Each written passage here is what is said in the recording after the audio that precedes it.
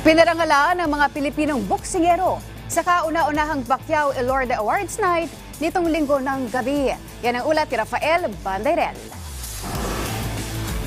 Nagtipon-tipon ang pinakamalalaking pangalan sa eksena ng Philippine boxing para sa isang gabi ng aksyon at selebrasyon sa isang event na pinangunahan ni pambansang kamao Manny Pacquiao at ng Elorde Boxing Family. Ito ang kauna-unahang Pacquiao Elorde Awards Night kung saan binigyang pagkakakilanlan ang mga boksingerong nagbigay ng karangalan sa bansa sa nagdaang taon. Is a special celebration of legacy, dedication, and the relentless pursuit of excellence. This inaugural Pacquiao Elorde Awards Night is about continuing the legacy of Gabriel Plas Elorde, whose remarkable journey from humble beginnings to global recognition has inspired countless individuals, including myself. Through this historic collaboration, we are bringing generations and embracing the future of Philippine boxing. Sariwa pa mula sa kanyang ikalimang professional fight noong Sabado, hindi pinalagpas ni Pinoy Olympian Yumir Marcial ang pagkakataong makipagdiwang kasama ang kanyang mga kasamahan sa industriya.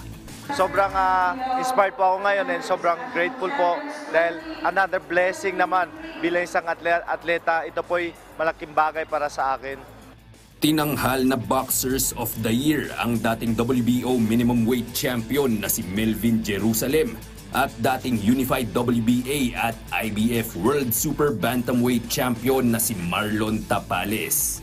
Si Plas Elorde po talaga ang nagbukas ng boxing sports talaga na namulat sa mga Pilipino. Pangalawa si Manny Pacquiao. Tapos malaking bagay po talaga yung nagawa nila sa boxing sa amin na sumusunod. Bukod sa mga boksingero, tumanggap din ng parangal ang mga legends mula sa iba't ibang larangan ng sports sa Pilipinas tulad nila Grandmaster Eugene Torre at billiard superstar Efren Bata Reyes. Pero syempre, hindi kumpleto ang okasyon kung walang maiinit na bakbakan. Nagsimula ang gabi sa mga aksyong mga laban na handog ng programang Manny Pacquiao Presents Blow by Blow.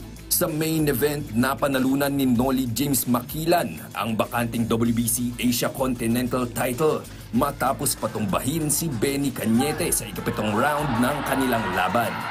Bagamat ito ang unang pagkakataon na nagtambal si Pacquiao at ang Elorde family sa pagbibigay pugay sa ating mga boksingero, pangako naman nila marami pang susunod.